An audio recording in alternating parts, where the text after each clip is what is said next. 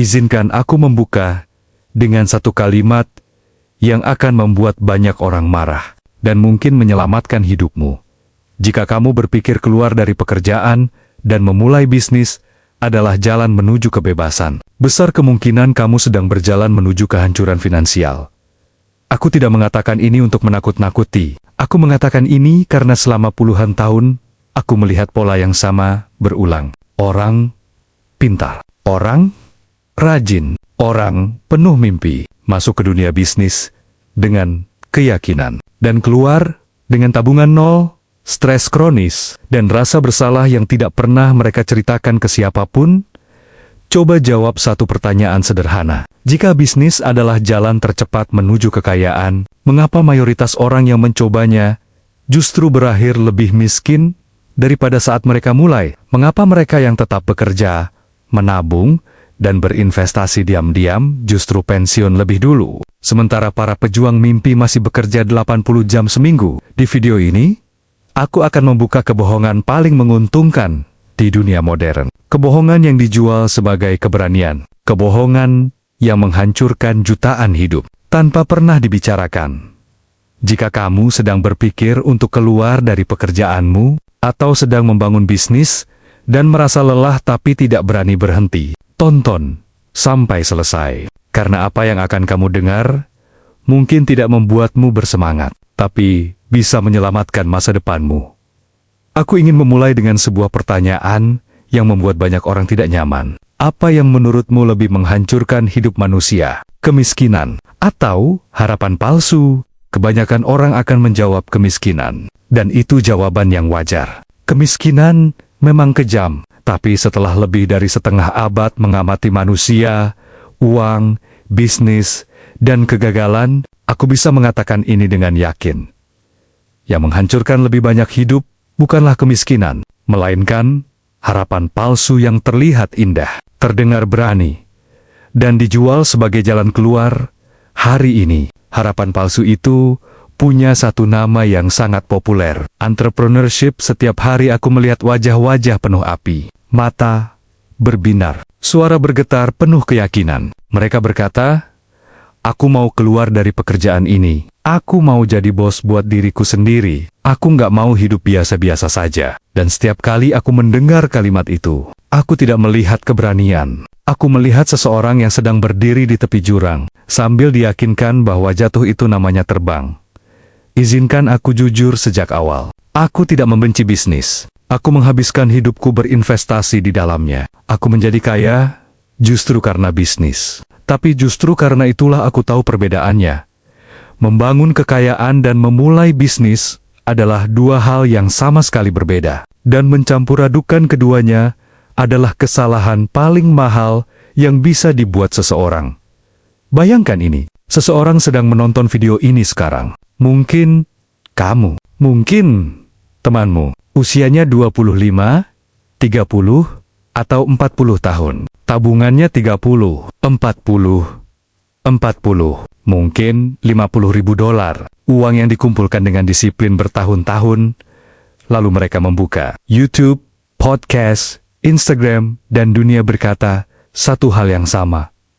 Berulang-ulang, tanpa henti. Keluar dari pekerjaanmu, bangun sesuatu. Jangan kerja untuk orang lain. Kejar mimpimu, ambil lompatan. Dan di titik itulah, tanpa sadar, mereka sedang bersiap membuat keputusan yang akan menghancurkan 5 tahun hidup mereka ke depan. Bukan karena mereka malas, bukan karena mereka bodoh, justru karena mereka percaya. Percaya bahwa keberanian selalu dihargai. Percaya bahwa kerja keras selalu dibayar. Percaya bahwa niat baik cukup untuk mengalahkan realitas. Aku ingin bertanya padamu sekarang, siapa yang pertama kali mengatakan bahwa pasar peduli pada niatmu? Siapa yang mengajarkan bahwa semangat bisa membayar tagihan? Siapa yang meyakinkanmu bahwa dunia akan memberi hadiah hanya karena kamu berani mencoba? Karena setelah 50 tahun, aku bisa mengatakan satu hal dengan dingin dan jujur. Pasar tidak peduli. Pasar tidak peduli pada mimpimu. Pasar tidak peduli pada ceritamu. Pasar tidak peduli pada pengorbananmu.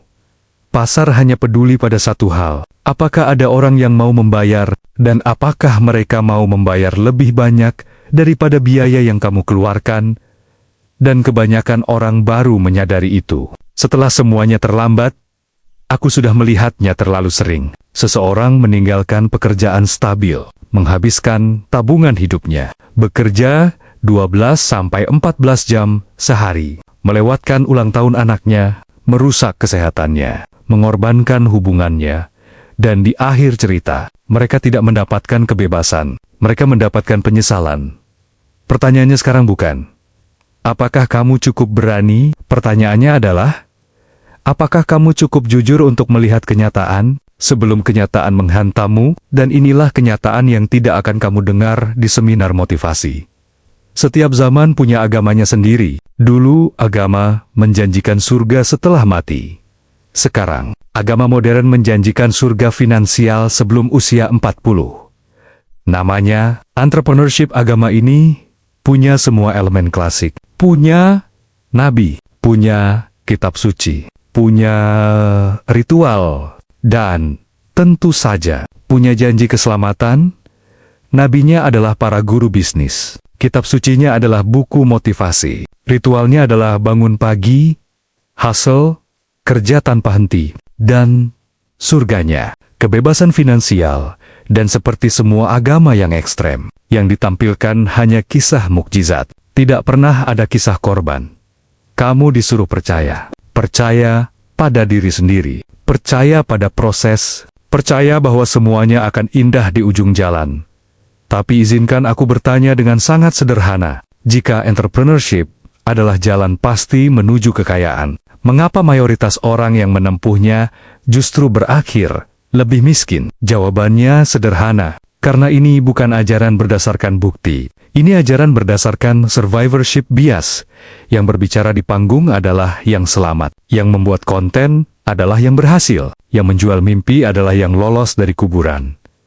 Yang tidak kamu lihat adalah jutaan orang yang mengambil lompatan dan tidak pernah kembali. Mereka tidak membuat podcast. Mereka tidak menulis buku. Mereka terlalu sibuk membangun ulang hidup mereka dari nol. Agama entrepreneurship mengajarkan satu hal yang sangat berbahaya, bahwa kegagalan adalah tanda kurangnya iman. Kalau gagal, berarti kamu kurang percaya, kurang konsisten, kurang berani. Dan ini kebohongan paling kejam, karena kegagalan dalam bisnis, dalam sebagian besar kasus, bukan kegagalan karakter. Itu kegagalan probabilitas. Bayangkan seorang penjudi di kasino. Dia kalah. Apakah kita bilang dia kurang positif? Atau kita bilang dia bermain di permainan dengan peluang buruk? Tapi anehnya, ketika seseorang kalah dalam bisnis, kita menyalahkan orangnya, bukan permainannya. Aku ingin kamu berhenti sejenak, tarik napas, dan tanyakan ini pada dirimu sendiri. Apakah kamu ingin membangun kekayaan, atau kamu hanya ingin terlihat berani? Apakah kamu ingin kebebasan jangka panjang, atau kamu hanya lelah dengan pekerjaanmu sekarang? Karena agama entrepreneurship sangat pintar memainkan emosi. Mereka membuat pekerjaan terlihat seperti perbudakan. Mereka membuat stabilitas terlihat seperti kegagalan. Mereka membuat kesabaran terlihat seperti kelemahan. Padahal kenyataannya, kesabaranlah yang membangun hampir semua kekayaan besar di dunia. Aku selalu curiga pada nasihat yang terdengar terlalu heroik, karena dunia nyata jarang bekerja seperti film. Di film, orang melompat dan berhasil. Di dunia nyata, orang melompat dan jatuh. Dan bagian paling kejamnya adalah ini. Mereka yang gagal akan berkata pada diri sendiri, "Ini salahku, aku kurang hebat. Aku tidak cukup pintar." Padahal, sejak awal, permainannya memang dirancang agar sebagian besar orang kalah. Agama entrepreneurship tidak mengajarkan statistik, tidak mengajarkan probabilitas, tidak mengajarkan risiko. Yang diajarkan hanyalah iman. Dan iman tanpa angka adalah undangan menuju kehancuran. Aku tidak sedang mengatakan bahwa kamu tidak boleh bermimpi. Aku sedang mengatakan bahwa mimpi tanpa perhitungan adalah resep bencana. Dan sebelum kamu melangkah lebih jauh, sebelum kamu keluar dari pekerjaanmu, sebelum kamu mengorbankan tabungan hidupmu. Aku ingin kamu membawa satu pertanyaan ini kemanapun kamu pergi. Siapa yang diuntungkan jika aku percaya cerita ini? Dan siapa yang menanggung risikonya jika aku gagal? Karena seringkali yang menjual mimpi tidak pernah ikut menanggung akibatnya. Dan di bab berikutnya, aku akan menunjukkan angka-angka yang sengaja mereka sembunyikan. Bukan opini, bukan motivasi, tapi fakta dingin yang tidak bisa dibantah. Dan setelah itu, kamu mungkin tidak akan pernah melihat kata entrepreneurship. Dengan cara yang sama lagi, izinkan aku melakukan sesuatu yang jarang dilakukan para motivator. Mari kita matikan musik dramatisnya. Sebentar, mari kita turunkan volume semangat, dan mari kita lihat angka. Karena angka tidak peduli pada perasaanmu. Angka tidak bisa dimanipulasi oleh kata-kata indah. Dan angka tidak pernah berbohong. Meskipun manusia sering melakukannya.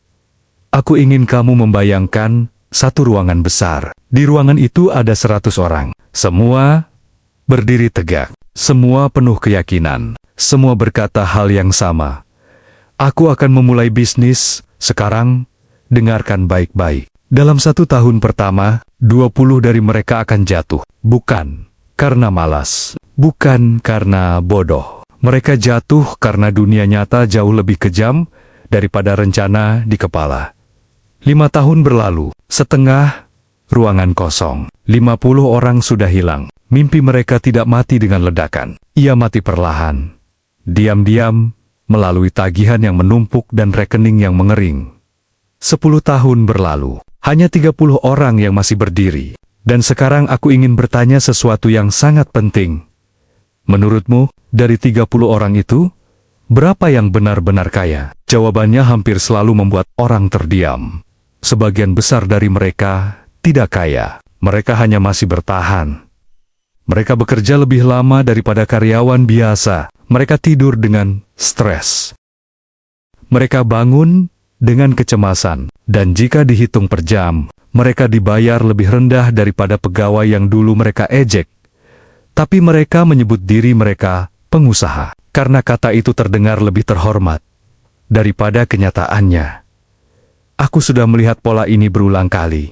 Seorang karyawan dengan gaji stabil, $60.000 setahun, bukan kehidupan mewah, tapi cukup. Lalu dia mendengar bisikan, kamu pantas lebih, kamu lebih berbakat, kamu hanya perlu berani. Dia keluar dari pekerjaannya, mengambil $40.000 tabungan hidupnya. Uang yang seharusnya bisa tumbuh selama 30 tahun. Uang yang seharusnya bekerja untuknya saat dia tidur. Dia menghabiskannya untuk logo, website, iklan, peralatan, lisensi, semua hal yang terasa resmi. Lalu bisnis dimulai. Bulan pertama, optimisme.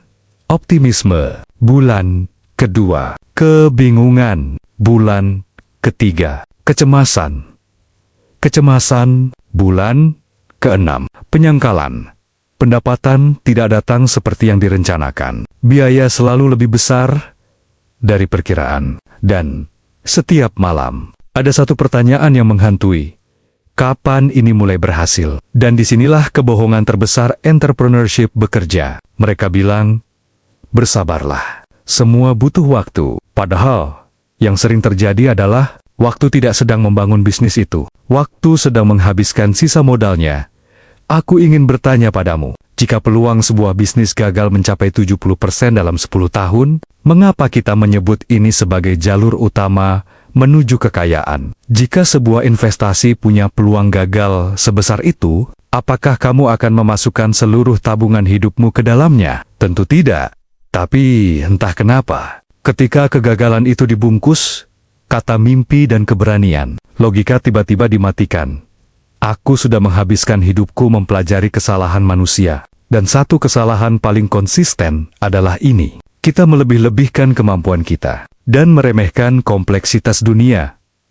Pasar bukan musuh yang bisa kamu kalahkan dengan semangat. Pasar adalah sistem yang dingin, acuh, dan tidak personal.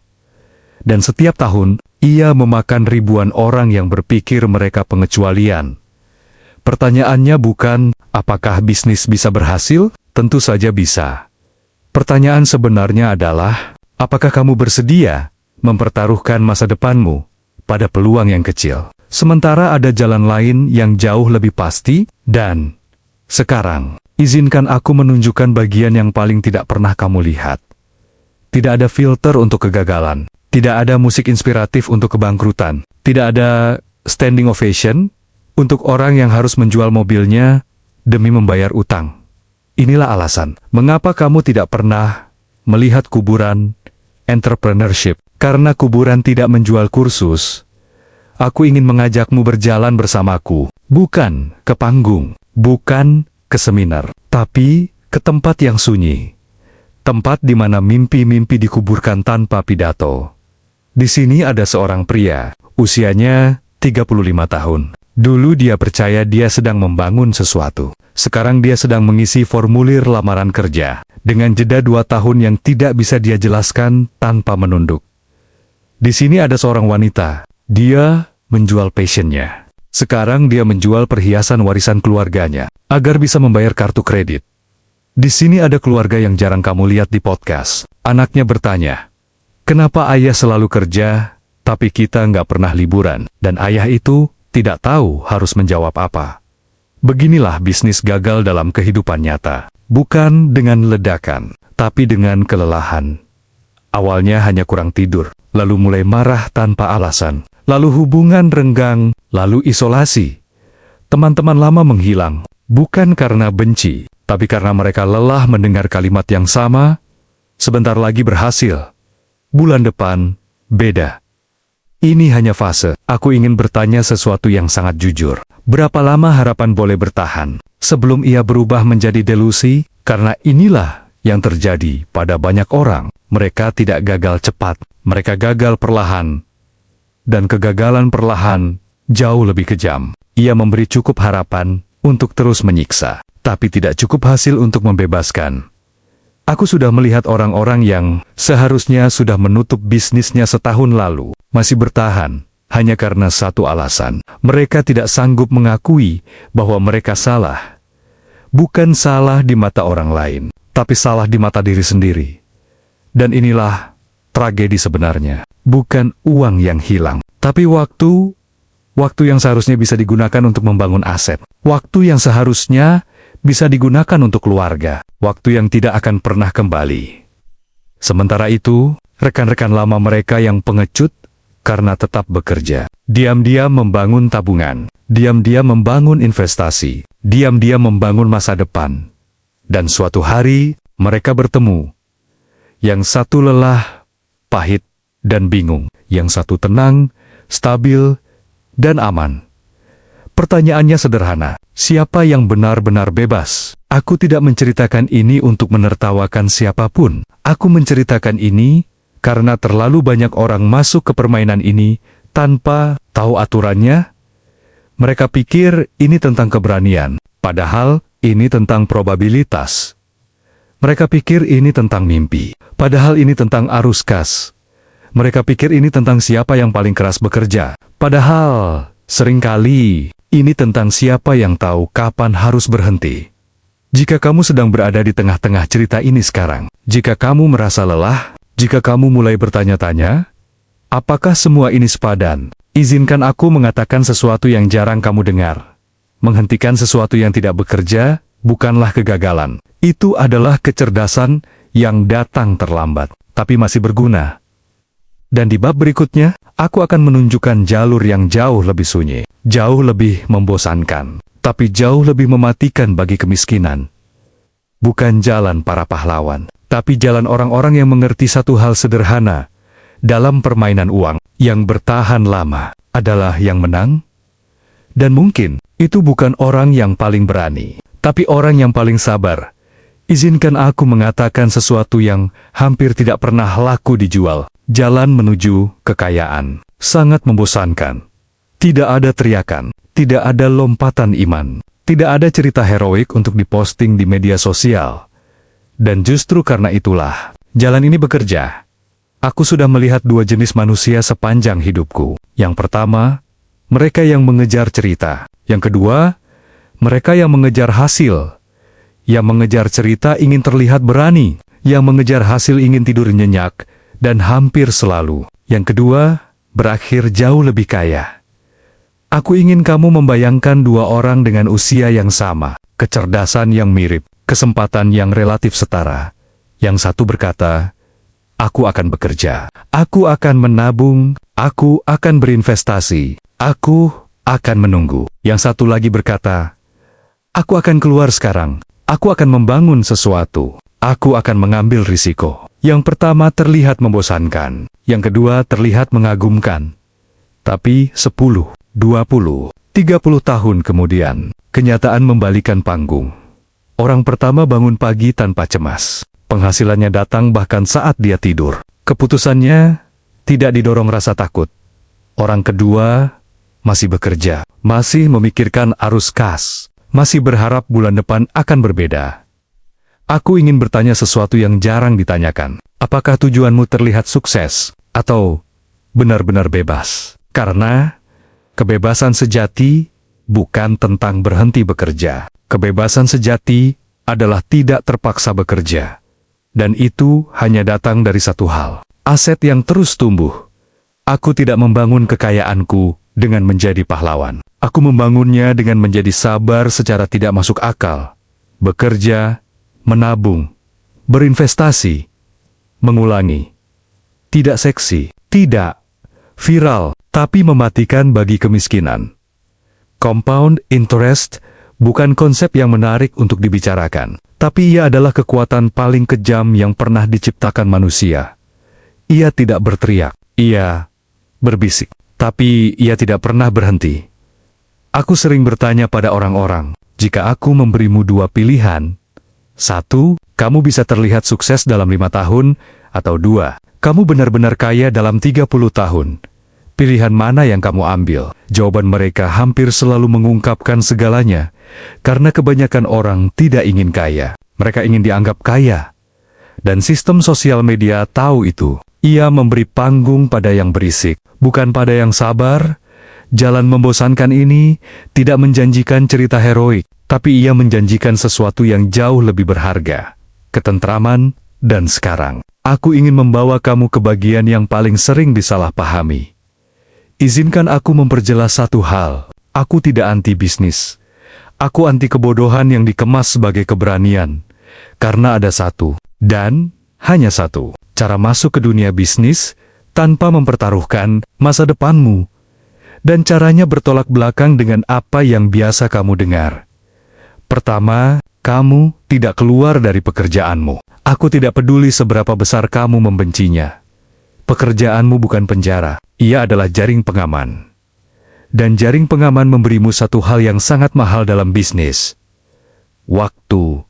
Tanpa waktu, kamu membuat keputusan dari ketakutan, dan keputusan dari ketakutan hampir selalu salah. Aku ingin bertanya padamu, jika bisnis yang kamu yakini benar-benar hebat, mengapa ia tidak bisa tumbuh sambil kamu tetap bekerja? Kedua, kamu tidak menginvestasikan uang besar. Kamu menginvestasikan bukti. Kebanyakan orang membangun dulu, baru berharap ada yang mau membeli. Itu terbalik. Bisnis sejati dimulai dari satu pertanyaan sederhana. Apakah ada orang yang mau membayar? Sekarang, bukan nanti. Bukan setelah branding. Sekarang, jika tidak ada yang mau membayar, maka yang kamu punya bukan bisnis. Kamu punya hobi mahal. Ketiga, kamu hanya menggunakan uang yang jika hilang, hidupmu tetap sama. Bukan uang sewa, bukan dana pensiun, bukan uang pinjaman. Jika kehilangan uang itu membuatmu panik, maka kamu sedang berjudi, bukan membangun. Keempat, kamu menentukan batas waktu sejak awal. Bisnis bukan pernikahan, ia adalah eksperimen. Dan semua eksperimen butuh titik evaluasi. Aku sering melihat orang terjebak, bukan karena bisnisnya buruk, tapi karena egonya terlalu mahal. Mereka tidak mau berhenti. Karena berhenti terasa seperti kalah. Padahal berhenti tepat waktu seringkali adalah kemenangan terbesar. Kelima, kamu memilih bisnis yang jika gagal hanya melukai egomu, bukan rekening bankmu. layanan, keahlian, pengetahuan, bukan mesin, bukan gudang, bukan utang. Aku ingin kamu membayangkan bisnis sebagai tes kecil, bukan pertaruhan hidup, sesuatu yang bisa kamu uji, ukur, dan buang jika tidak bekerja. Dan sekarang aku ingin bertanya dengan sangat jujur, apakah kamu ingin membangun bisnis? Atau kamu hanya ingin melarikan diri dari hidup yang tidak kamu sukai? Karena dua motivasi itu menghasilkan dua hasil yang sangat berbeda. Bisnis yang dibangun dari pelarian hampir selalu berakhir sebagai penjara baru. Bisnis yang dibangun dari bukti punya peluang untuk menjadi aset. Aku tidak pernah mengagungkan keberanian buta. Aku mengagungkan kejelasan berpikir. Dan kejelasan berpikir selalu bertanya sebelum bertindak, bukan berteriak lalu melompat. Jika kamu ingin membangun sesuatu, bangunlah dengan tenang, dengan kecil, dengan aman. Dan jika kamu memilih jalan membosankan, ketahuilah ini. Dalam permainan kekayaan, yang paling membosankan, seringkali yang paling berbahaya. Berbahaya bagi kemiskinan. Sekarang aku ingin berbicara pada satu kelompok orang yang jarang disapa dengan jujur. Mereka yang sudah terlanjur melompat, dan sekarang sedang jatuh. Mungkin kamu salah satunya. Kamu sudah keluar dari pekerjaan. Kamu sudah menghabiskan tabungan. Dan setiap pagi, kamu bangun dengan satu perasaan yang sama. Takut. Takut membuka rekening bank. Takut membuka email. Takut mengakui pada diri sendiri bahwa ini tidak berjalan seperti yang dijanjikan. Izinkan aku mengatakan sesuatu yang sangat penting. Bisnis yang gagal tidak membuatmu gagal sebagai manusia, tapi menyangkal kenyataan. Itulah yang menghancurkan manusia. Aku sudah melihat terlalu banyak orang tidak gagal karena ide mereka buruk. Mereka gagal karena mereka terlambat jujur. Mereka berkata, sebentar lagi, hanya 1 bulan lagi. Ini tinggal dikit, dan bulan demi bulan, harapan berubah menjadi beban. Optimisme berubah menjadi delusi. Aku ingin bertanya padamu dengan lembut tapi tegas, jika bisnis ini benar-benar akan berhasil, mengapa angka-angkanya tidak menunjukkannya? Lihatlah kenyataan. Bukan niatmu, lihat arus kas. Bukan mimpimu, lihat perilaku pelanggan, bukan rencana di kepalamu. Jika setiap bulan kamu kehilangan uang, itu bukan fase, itu sinyal.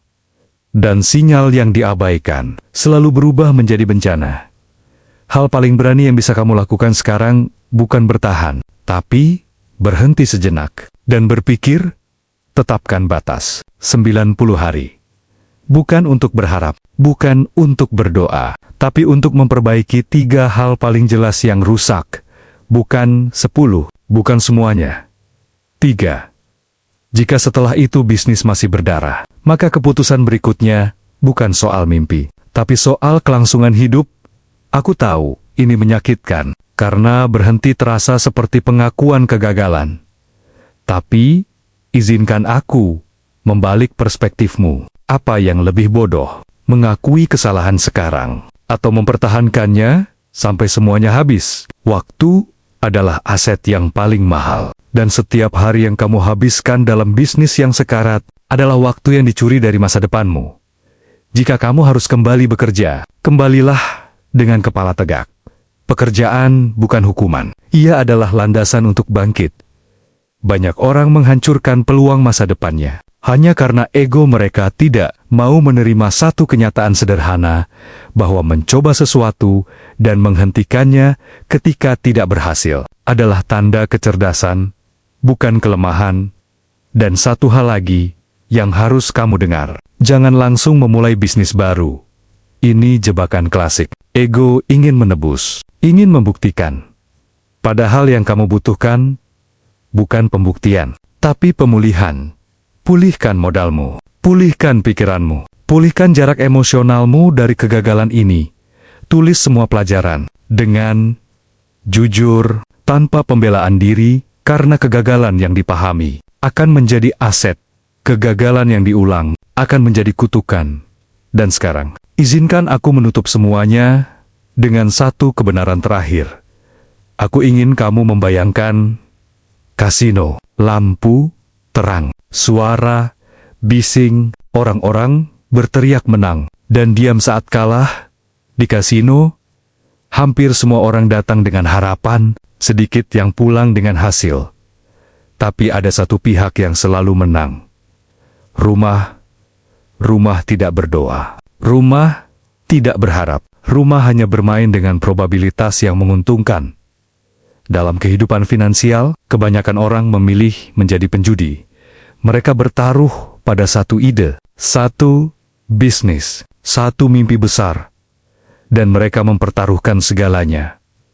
Padahal, orang kaya sejati memilih menjadi rumah. Mereka tidak bertaruh pada satu hasil. Mereka menyebar peluang. Mereka menunggu, mereka sabar. Mereka membiarkan waktu dan matematika bekerja untuk mereka. Aku membangun kekayaanku bukan dengan lompatan, tapi dengan posisi yang menguntungkan. Diulang terus-menerus. Aku berinvestasi pada bisnis yang sudah terbukti. Aku menunggu harga yang masuk akal. Aku menahan diri dari godaan cerita heroik, dan hasilnya tidak datang cepat, tapi datang pasti. Aku ingin kamu bertanya pada dirimu sendiri sekarang. Apakah kamu ingin menang besar sekali, atau menang kecil tapi terus-menerus? Karena dunia modern mengajarkan kita untuk mengejar yang besar, cepat, instan. Padahal, kekayaan nyata dibangun oleh orang-orang yang bersedia menunggu saat orang lain terburu-buru, bekerja, menabung, berinvestasi, mengulang, tidak glamor, tidak viral, tapi mematikan bagi ketidakpastian. Entrepreneurship dijual sebagai satu-satunya jalan menuju kebebasan. Itu kebohongan yang sangat menguntungkan. Bagi mereka yang menjualnya, kebebasan datang dari posisi keuangan yang kuat, bukan dari status. Dan posisi itu dibangun dengan probabilitas tinggi, bukan mimpi tinggi. Jika suatu hari kamu menemukan peluang bisnis yang sudah terbukti, yang bisa dimulai kecil, tanpa mempertaruhkan hidupmu, ambil. Tapi jangan pernah menukar jalan yang pasti, demi jalan yang terdengar keren. Aku ingin menutup dengan satu pertanyaan terakhir, dan ini pertanyaan yang akan menentukan hidup finansialmu. Apakah kamu ingin menjadi cerita inspirasi yang cepat, atau orang yang diam-diam bebas 30 tahun dari sekarang? Karena, pada akhirnya, uang tidak peduli pada niatmu. Pasar tidak peduli pada keberanianmu. Yang peduli hanyalah satu hal. Apakah kamu bermain dengan realitas, atau melawannya? Bangun kekayaan, bukan ilusi. Dan ingat, ini baik-baik. Yang paling berisik, jarang menang. Yang paling sabar, hampir selalu begitu. Izinkan aku menutup semuanya dengan satu pesan moral yang tidak nyaman. Tapi, jujur, pesan yang tidak akan kamu dengar dari panggung motivasi. Pesan yang tidak laku dijual.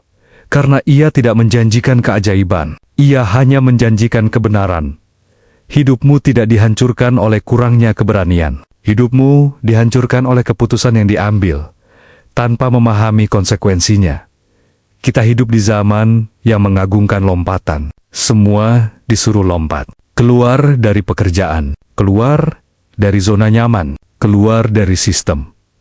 Tapi hampir tidak ada yang mengajarkan satu hal paling penting. Kemana kamu akan mendarat? Dan apa yang terjadi jika kamu jatuh? Keberanian tanpa perhitungan bukanlah kebajikan. Ia adalah bentuk lain dari kecerobohan. Dan dunia tidak memberi hadiah pada orang yang ceroboh. Dunia memberi pelajaran. Biasanya mahal. Seringkali kejam. Kita diajari untuk mengejar mimpi, tapi jarang diajari untuk mengukur peluang. Kita diajari untuk percaya pada diri sendiri, tapi tidak diajari untuk mempertanyakan asumsi kita sendiri. Padahal, kedewasaan bukan tentang seberapa besar mimpimu. Kedewasaan adalah tentang seberapa jujur kamu pada kenyataan. Tidak ada yang salah dengan ingin hidup lebih baik. Tidak ada yang salah dengan ingin bebas. Yang salah adalah percaya bahwa kebebasan selalu datang dari jalan yang paling berisik. Dunia ini penuh dengan orang yang terlihat berani, tapi hidupnya rapuh. Dan penuh dengan orang yang terlihat biasa, tapi hidupnya kokoh. Masalahnya, kita terlalu sering iri pada yang berisik dan meremehkan yang sabar. Kekayaan sejati tidak dibangun dari satu keputusan besar, Ia dibangun dari ribuan keputusan kecil yang konsisten. Keputusan untuk hidup sedikit di bawah kemampuan, keputusan untuk menunda kepuasan, keputusan untuk tidak ikut-ikutan, dan yang paling sulit, keputusan untuk menerima bahwa tidak semua jalan cocok untuk semua orang. Tidak semua orang ditakdirkan menjadi pengusaha, dan itu bukan hinaan. Itu fakta probabilitas. Tidak semua orang perlu memimpin perusahaan. Sebagian orang cukup membangun hidup yang stabil, tenang, dan bermakna. Dan seringkali orang-orang inilah yang justru mencapai kebebasan lebih dulu. Ada kebohongan besar yang terus diulang, bahwa bekerja adalah kegagalan, bahwa stabilitas adalah kelemahan, bahwa kesabaran adalah ketakutan. Padahal, justru sebaliknya, stabilitas memberi ruang untuk berpikir jernih, kesabaran memberi waktu bagi uang untuk bekerja, dan pekerjaan memberi fondasi untuk membangun masa depan. Bukan semua yang cepat itu efisien, bukan semua yang berani itu benar, dan bukan semua yang gagal itu karena kurang usaha. Seringkali, orang gagal karena mereka memilih permainan dengan peluang buruk, lalu mempertaruhkan hidup mereka di dalamnya. Pesan moralnya sederhana, tapi tidak mudah diterima. Hidup bukan tentang membuktikan sesuatu kepada orang lain. Hidup adalah tentang menghindari kesalahan fatal yang tidak perlu. Tidak ada kehormatan dalam bangkrut demi terlihat berani. Tidak ada kemuliaan dalam stres berkepanjangan demi status. Dan tidak ada kebebasan dalam mimpi yang dibangun di atas utang dan kecemasan. Jika kamu ingin membangun sesuatu, bangunlah dengan tenang, dengan kecil, dengan aman. Jika kamu ingin kaya, berpikirlah seperti orang yang ingin bertahan lama, bukan seperti orang yang ingin menang cepat. Jangan menukar kepastian jangka panjang dengan janji jangka pendek. Jangan mengorbankan masa depan demi cerita yang terlihat keren hari ini. Dan, yang paling penting, jangan pernah merasa rendah hanya karena kamu memilih jalan yang tidak dipuji orang. Seringkali, jalan yang paling sepi adalah jalan yang paling benar. Uang tidak peduli pada niat baikmu. Pasar tidak peduli pada pengorbananmu. Waktu tidak peduli pada egomu. Yang mereka hargai hanya satu hal, keputusan yang selaras dengan realitas. Bangun hidupmu di atas realitas itu, bukan di atas ilusi. Karena pada akhirnya, kebebasan tidak datang dari menjadi siapa yang paling berani melompat. Kebebasan datang dari menjadi orang yang masih berdiri. Ketika orang lain harus memulai dari nol lagi, dan jika ada satu pelajaran yang layak kamu simpan seumur hidup, pelajaran itu adalah ini. Dalam permainan kehidupan dan uang, yang menang bukan yang paling berisik, bukan yang paling cepat, bukan yang paling terlihat berani. Yang menang adalah mereka yang memahami risiko, menghormati waktu, dan cukup rendah hati untuk memilih jalan yang bekerja, meskipun tidak pernah dipuja siapapun.